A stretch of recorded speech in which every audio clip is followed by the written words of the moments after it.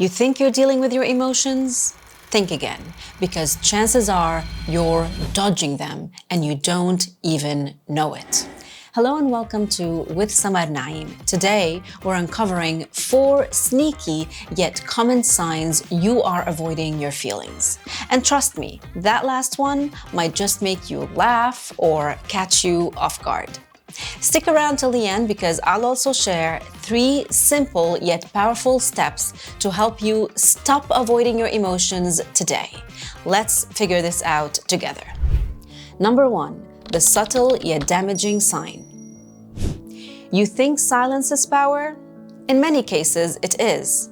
It takes practice and strength to stay silent in the face of adversity. But that same power can turn into a quiet burden. What looks like self-control might just be a hidden mask of self-sabotage. I can name a few incidents when I thought I was choosing my battles, but the reality was I was just avoiding my own emotions. Like when a coworker takes credit for your work or dismisses your efforts in a project and you just let it slide, although it's eating you up inside.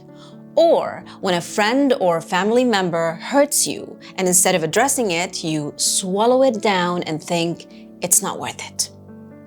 But here's the thing, silence is not neutral. If you're using it to suppress your emotions, it doesn't make them disappear. They linger, they seep into your system like trapped toxins, and they slowly build into resentment, stress, and even physical symptoms. And there's research on it. Studies show that people who suppress their emotions are more likely to experience anxiety and depression. They also tend to have higher cortisol levels, the stress hormone, which can lead to muscle tension, heightened stress, and even digestive issues. You've probably heard the phrase, "your body keeps the score," because it does. It's actually the title of a great book. Your body stores the unspoken. So the next time you stay silent as an avoidance mechanism, ask yourself, am I choosing silence or am I using it to hide from what I need to say? But more importantly, is silence worth my pain? Sit with this thought. If you're wondering how to bring things up, I dive deeper into this in my video on validation-seeking behaviors, where I share some ways you can speak up when you're avoiding confrontation and struggling with problem resolution. You might find that helpful. I'll link it up somewhere up here. Number 2, the hidden habit. Another way you avoid your feelings? You self-isolate. You create distance. You numb through distractions. And I know sometimes stepping away helps prevent unnecessary conflict, and that makes sense. But the kind of isolation I'm talking about is the kind we use as an escape tactic. We stay behind our screens, typing comments instead of confronting someone face to face. We stay home telling ourselves we're just not in the mood, but is that really true? We binge watch, we scroll endlessly, we do anything to avoid the real thing we don't want to deal with. And isolation isn't always obvious. It doesn't always look like hiding in your room. Sometimes it looks like busyness. You throw yourself into work. You keep yourself so occupied so you don't have time to think or feel. Other times it's food, alcohol, or habits that take a toll on your body and mind. You don't just scroll to pass time. You scroll to avoid thinking. You don't stay busy because you love work. You stay busy because stopping means feeling. The truth is, avoidance doesn't solve anything. It just delays the inevitable.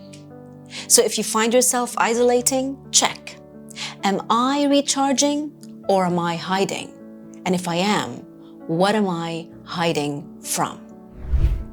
Number 3, the mental trap. Be honest. How many times have you talked yourself out of your own emotions? You find reasons to rationalize why your emotions are not valid. But those so-called reasons, they're just excuses in disguise. And that is mental avoidance in action. Here's how this usually happens. Do any of these sound familiar to you? I have no right to feel this way. I should just get over it. They should already know what's wrong. Why should I have to explain?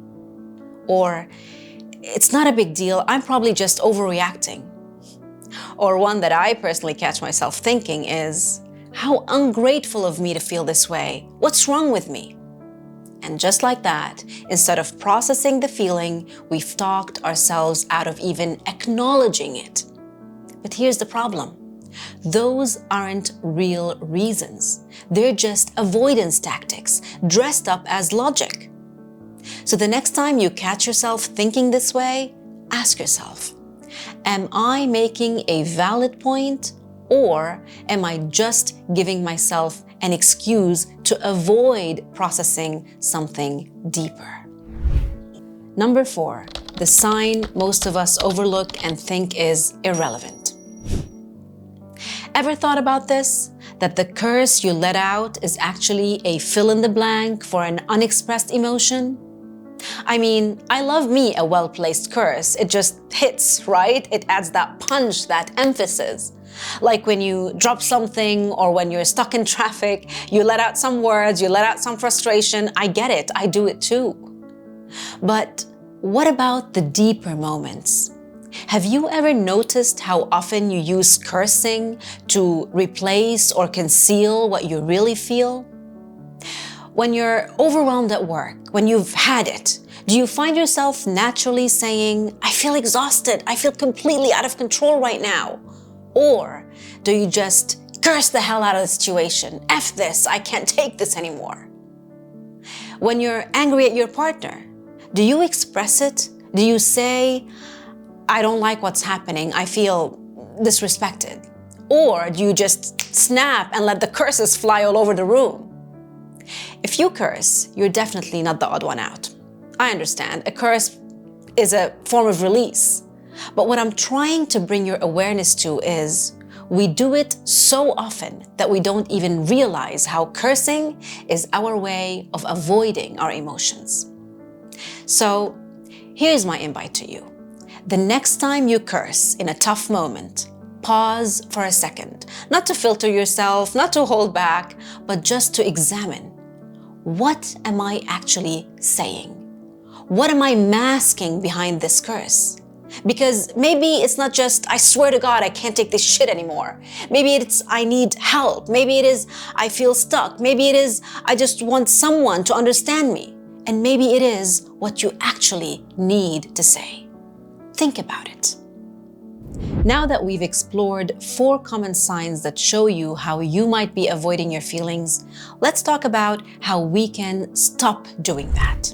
Here's your 3-step reality check when you catch yourself avoiding your feelings. All you need is attention, intention, and action. Here's how. Number 1, attention. Catch yourself in the act. When it comes to avoiding your emotions, do you withdraw, suppress, or deflect? Spotting your default reaction early gives you the power to shift it, because you cannot change what you don't recognize. Number 2, intention. Your body is your emotional radar. When you suppress or avoid an emotion, intentionally connect with your body. Where do you feel it? Tightness in your chest? A lump in your throat? A sinking feeling in your stomach? These are signals, not coincidences. Don't ignore them. What is your body trying to tell you? Listen to it intentionally. Then, number 3, take action. If you can't say it to the person, at least say it to yourself. Give your emotion an outlet. Write it down. Hear yourself say it out loud. Scream it into a pillow. Move it out of your body. Release it through some mindful breathing. Or simply speak to a friend or someone you trust. Whatever you do, don't just suppress it. Because the more you avoid it, the heavier it gets. And at some point, it's going to spill over into other areas of your life. You can always start small, especially in low-risk situations. If someone is being unfair, instead of holding it in and staying silent, try saying, "I'd like to give you my perspective on what happened," and just take it from there. The next time you find yourself cursing at your partner or at your sibling, make sure you pause for a second and really try to understand and name the real feeling behind the curse. That shit I can't take anymore is really me trying to say, I feel unseen. I feel underappreciated. I feel defeated. Try it. It can be liberating. Remember, your baby steps got you walking, and every journey, no matter how big, starts the same way, with small steps. So let me turn it to you. What's your go-to avoidance tactic?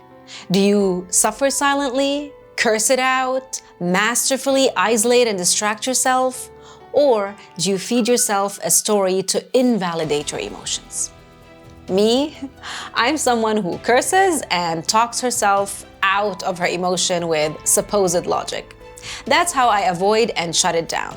What about you? Let me know in the comments. I'd really love to hear from you. And remember, the next time you feel that urge to suppress or avoid a feeling, pause, name it, face it, and give yourself a real way forward.